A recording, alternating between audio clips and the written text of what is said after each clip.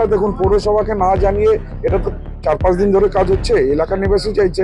আর তারপর আমি তো শুনছি এটা কারোর জায়গা ছিল, তো পৌরসভারও তো এনওসি নেওয়া উচিত ছিল যে এই জায়গায় যেটা ভ্যাট করবেন, হ্যাঁ, যার বাড়ি জায়গা, হ্যাঁ, তার কাছে তো এনওসি নেওয়া উচিত ছিল। তো এটা আমার মনে হয় সেই সময় অবৈধভাবেই নির্মাণ হয়েছে, আর এটা ভাঙা হয়েছে। এখন যদি এই যার জায়গা আছে সে যদি পৌরসভাকে দেয় আর যদি ভ্যাট নির্মাণের অনুমতি দিলে, তাহলে যেটা ভাঙা হয়েছে সেটা পুনরায় আমরা বানিয়ে দেবো। কিন্তু আর মালিকানা নিয়ে যে প্রশ্নটা বলছেন, মালিকানা নিয়ে কোশ্চেন করার এখন কোনো রাইট কারুর আছে বলে আমি মনে করি না। যে আদালত সেটা ঠিক করবে, সেটা আপনি আমি কে ঠিক করবার জন্য? 2011 সালে যদি কোনো ভ্যাট তৈরি হয়, 2026 সালে গিয়ে আপনি প্রশ্ন তুলতে পারছেন যে এই ভ্যাটটা আমার জায়গায় তৈরি হয়েছে? এটা কখনো সম্ভব? সামনেই বিধানসভা নির্বাচন, তার আগে রায়গঞ্জের শাসক দলের অন্দরে তীব্র গোষ্ঠীকোন্দল প্রকাশ্যে। একদিকে রায়গঞ্জের তৃণমূল বিধায়ক কৃষ্ণ কল্যাণী, অন্যদিকে তৃণমূল কংগ্রেস পরিচালিত রাজ্য সরকারের মনোনীত রায়গঞ্জ পৌরসভা কর্তৃপক্ষ। এই রাজনৈতিক গোষ্ঠীকোন্দলের সূত্রপাত একটি ভ্যাট ভাঙাকে কেন্দ্র করে। ভ্যাট ভাঙার 24 ঘন্টা পরে সংঘাত আরো চরমে উঠল রায়গঞ্জ শহরের 9 নম্বর ওয়ার্ডের যে জায়গায় ভ্যাটটি ভাঙা হয়েছিল। রবিবার সেই জায়গাটি পরিদর্শনে আসেন বিধায়ক কৃষ্ণ কল্যাণী। তিনি ওই জায়গা পরিদর্শন করেন এবং এলাকার সাধারণ মানুষের সঙ্গে কথা বলেন। এরপর সংবাদ মাধ্যমের মুখোমুখি হয়ে বিধায়ক কৃষ্ণ কল্যাণী বলেন, দীর্ঘদিন থেকে এখানে নোংরা আবর্জনার স্তূপ জমে গিয়েছিল। সকলের সহযোগিতায় এই ভ্যাটটি ভেঙে ফেলা হয়েছে। এখানে একটি সবুজায়ন প্রকল্প এবং উদ্যান গড়ার পরিকল্পনা নেওয়া হয়েছে। পৌরসভার অভিযোগ প্রসঙ্গে বিধায়ক জানান, এই জায়গাটি ব্যক্তিগত জায়গা ছিল। এখানে ভ্যাট তৈরি করার জন্য পৌরসভার নো অবজেকশন সার্টিফিকেট নেওয়ার প্রয়োজন ছিল। এই ভ্যাটটি অবৈধভাবে নির্মাণ করা হয়েছিল। আপনারা বিগত কয়েকদিন ধরে এখানে নোংরা আবর্জনার স্তূপ জমে গিয়েছিল। তো আজকে এলাকাবাসীর সহযোগিতায় আমরা সবাই মিলে উদ্যোগ নিয়ে আজকে এই জঞ্জাল মুক্ত করতে পেরেছি, নোংরা মুক্ত করতে পেরেছি। আজকে আমি আসলাম, এখানে এলাকার নিবাসীরা রয়েছেন, এনাদের সাথে কথা বলবো যে আগামী দিনে এই জায়গায়, হ্যাঁ, আমরা কি করতে পারি আগামী দিনে, যাতে এখানে সকলে যাতে সচেতন হোক, আর যাতে এখানে নোংরা আবর্জনা যাতে না ফেলা হোক। নিশ্চিত কোথাও না কোথাও একটা ডাস্টবিন হবে, সেই ডাস্টবিনে নোংরা ফেললে আর নিয়মিত ওই নোংরা যদি ভাবে নেন ওখান থেকে উঠে যায়, তাহলে এই এলাকায় নোংরা আবর্জনা আর ছড়াবে না। কিছুটা আমার যেটা মনোভাব সেটা আমি এলাকার নিবাসীর সাথে শেয়ার করব। তারা যদি সহমত প্রকট করলেন, তো আমি চাইছি একটু সুন্দরভাবে এখানে সবুজায়ন করে বয়স্কদের একটা সিটিং অ্যারেঞ্জমেন্ট করে একটা উদ্যানের রূপ এখানে দিতে চেয়েছি। হ্যাঁ, সেটা যদি এলাকার নিবাসী যদি বলে, তাহলে আগামী দিনে সেই কাজটা চালু করবো।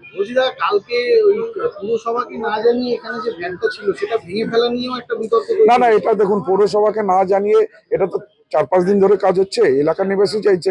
আর তারপর আমি তো শুনছি এটা কারোর জায়গা ছিল, তো পৌরসভারও তো এনওসি নেওয়া উচিত ছিল যে এই জায়গায় যেটা ভ্যাট করবেন, হ্যাঁ, যার বাড়ি জায়গা, হ্যাঁ, তার কাছে তো এনওসি নেওয়া উচিত ছিল। তো এটা আমার মনে হয় সেই সময় অবৈধভাবেই নির্মাণ হয়েছে, আর এটা ভাঙা হয়েছে। এখন যদি এই যার জায়গা আছে সে যদি পৌরসভাকে দেয় আর যদি ভ্যাট নির্মাণের অনুমতি দিলে, তাহলে যেটা ভাঙা হয়েছে সেটা পুনরায় আমরা বানিয়ে দেব। পাল্টা বিধায়ককে কটাক্ষ করতে ছাড়েননি রায়গঞ্জ পৌরসভার প্রশাসক সন্দীপ বিশ্বাস। তিনি জানিয়েছেন, সবুজায়ন প্রকল্প বা উদ্যান গড়ার ব্যাপারে বিধায়ক আমাদের কিছুই জানাননি। পৌরসভার নিয়ন্ত্রণে থাকা সরকারের অর্থে নির্মিত ভ্যাট ভাঙা হলো কেন? এই ধরনের দুর্বৃত্তায়ন বন্ধ করতে হবে। পাশাপাশি বিধায়কের তোলা জায়গার মালিকানা সংক্রান্ত অভিযোগের প্রেক্ষিতে পৌর প্রশাসক জানান, মালিকানা নিয়ে প্রশ্ন করার অধিকার কারও নেই, সেটা আইন দেখবে। সে ব্যাপারে বিধায়ক কোনো আমাদেরকে চিঠি দেয়নি বা আমাদেরকে এখনো ইন্টিমেশন দেয়নি। ইন্টিমেশন দিলে আমরা নিশ্চয়ই ভেবে দেখব। কিন্তু প্রশ্নটা আমরা সেই জায়গায় দাঁড়িয়ে আছি যে পৌরসভার নিয়ন্ত্রণে থাকা সরকারের টাকা দিয়ে তৈরি করা ভ্যাটটা ভাঙা হলো কেন? কার স্বার্থে ভাঙা হলো? কার অনুমতিতে ভাঙা হলো? একটা ভ্যাট ভাঙলে উনি বলেছেন, আমি দেখলাম যে শুনলাম যে উনি বলেছেন আরেক জায়গায় ভ্যাট তৈরি হবে। তা আরেক জায়গায় তো মানুষকে সেই ভ্যাটের সমস্যাটা নিতেই বহন করতেই হবে। ভ্যাটটা এক জায়গা থেকে ভেঙে আরেক জায়গায় নিয়ে যেতে হবে, তো এটা চলতে পারে না। মানুষকে নিয়ন্ত্রণে রেখে, মানুষকে বুঝিয়ে, মানুষকে সঙ্গে নিয়ে আমাদের কাজের নামই পৌরসভা। পৌরসভা মানে মানুষের অস্থিরতা তৈরি করা নয়, মানুষকে অসুবিধা দেওয়া নয়, মানুষকে নিয়ে কাজ করার নামই রায়গঞ্জ পৌরসভা। আমরা সেই কাজই করি। মানুষের অসুবিধা তৈরি হলে নিশ্চয়ই আমরা সেই সমস্যার সমাধানের দিকে ব্রতী হব, সেই দিকে আমরা মনোনিবেশ করব। তাই বলে একটা সরকারি টাকা দিয়ে তৈরি করা ভ্যাট দিনের আলোতে ব্যাকলোডার লাগিয়ে ভেঙে দিলাম, এই দুর্বৃত্তায়ন বন্ধ করতে হবে। এই দুর্বৃত্তায়নের বিরুদ্ধে আমরা কোনোদিন, আমি ছাত্র রাজনীতি থেকে এসেছি, আমি এই ধরনের কাজকে পছন্দ করি না, আমি কোনোদিনই পছন্দ করব না। তাতে আমাকে যদি জীবনও দিতে হয় তাও দিব, কিন্তু আমি অন্যায় কাজের সঙ্গে কখনোই আপোষ করব না। বিধায়ক বলছেন যে ওটি একটি না, আমি দেখেছি যে বিধায়ক ভালো কথা বলেছেন। একটি সংবাদপত্রে আমি পাতায় দেখলাম, উনি বলেছেন যে সেই জায়গাতে আরো সুন্দর করে ভ্যাটটা নির্মাণ করবেন। আমি কিন্তু দেখে বলছি কথা, আমি পড়াশোনা করেই বলছি। কিন্তু আমি একটা সর্বাধিক প্রচলিত একটি daily news paper, Bangla news paper দেখে কিন্তু আমি কথা বলছি। উনি স্টেটমেন্ট দিয়েছেন, ভালো স্টেটমেন্ট দিয়েছেন, আমি স্বাগত জানাই।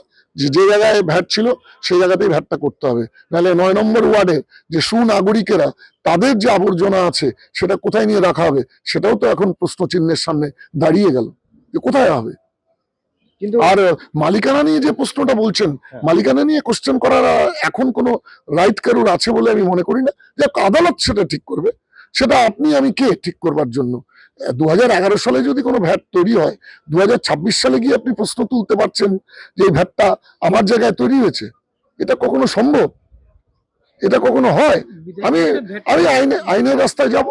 যদি আমাকে আইনের রাস্তায় কেউ পাঠায়, ঠেলে পাঠায়, আইনের রাস্তাতেই দেখা হবে। অসুবিধার কি আছে? তৈরির সময় পৌরসভা সেখানটা জমির মালিকের অনুমতি নেয়নি। হতেই পারে, অনেক অনুমতি পাওয়া যায় না, কারণ ধরুন সেই জায়গার যে মালিক ছিল, সেই মালিক বা মালিকের বংশধর কাউকে খুঁজে পাওয়া যাচ্ছে না। সেই এরকম তো আমি একটা বিজ্ঞাপনও 9 নম্বর ওয়ার্ডে দেখেছি, যে এই জায়গার মালিক হলে কেউ আসুন, বলুন যে আপনারা জায়গার মালিক, এরকম দেখা যায় তো।